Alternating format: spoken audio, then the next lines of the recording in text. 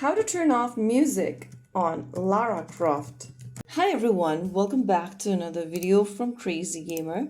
If you are looking for a way to play Lara Croft without any sound effect, then firstly open up the Lara Croft game on your device. Once you're inside the main homepage of Lara Croft Relic Run, go ahead and tap on the gear button at the bottom right corner from the lobby screen. Once you do that, you will open this options menu where you'll see the music volume and the SFX volume option. Now go ahead and turn off the music volume and keep it to 0.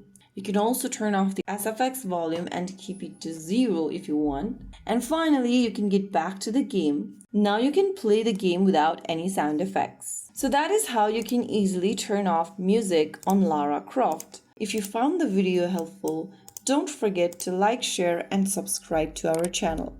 I will see you again in the next video. Thank you for watching.